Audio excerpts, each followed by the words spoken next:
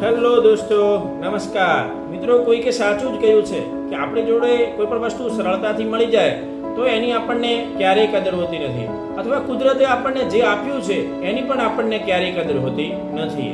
એવી જ એક નાનકડી વાર્તા દ્વારા આપણે આ વાતને બરાબર સમજીએ કે એક વખત એક બુલબુલ ચકલી અને એક કોયલ બંને વાતો કરી રહ્યા હોય છે.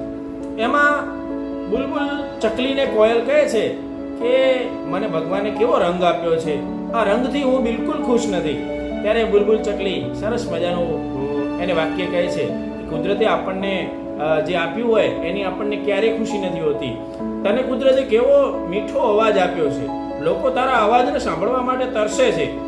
જ્યારે બીજા પક્ષીઓ બોલતા હોય તો લોકો કંટાળે છે. એટલે આવો સરસ મજાનો અવાજ જો તને આપ્યો હોય છતાં તું એનાથી ખુશ નથી, આ તો સેજ પણ યોગ્ય નથી. છતાં એ કોયલ પોતાની વાત ઉપર અડગ રહે છે.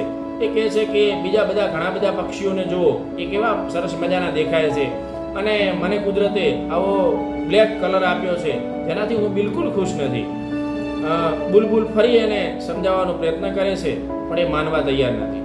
મિત્રો, આ એક નાનકડી વાર્તા ઉપરથી આપણે પણ જીવનમાં આવું જ કરીએ છીએ. આપણી અંદર ઘણું બધું ટેલેન્ટ છુપાયેલું હોય છે જે ભગવાને બીજાને નથી આપ્યું.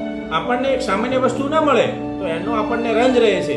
ઘણી વખત આપણે સારા બૂટ ખરીદવા હોય અને કદાચ એના પૈસા ન હોય તો આપણને ઘણું બધું દુઃખ લાગે. પણ મિત્રો, જેની પાસે પગ જ નથી તો એની શું હાલત હશે? તો એવા મિત્રોને જોઈએ ત્યારે આપણને ખરેખર એમ થવું જોઈએ કે કુદરતે આપણને કેટલું બધું આપ્યું છે. તો આ રીતે ઘણી બધી એવી બાબતો છે. આપણા એક એક અંગની વાત કરીએ તો કુદરતે આપણને લાખો કરોડો રૂપિયાનું આપ્યું છે.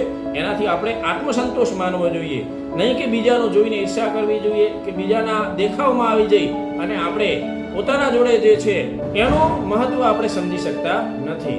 તો મિત્રો, આપણે સૌ પણ કોયલના જેમ આપણી જોડે પણ ઘણું બધું છે એનું મહત્વ સમજીએ અને જીવનમાં હંમેશા ખુશ રહીએ, બીજાને પણ ખુશ રાખવાનો પ્રયત્ન કરીએ. હર હર મહાદેવ.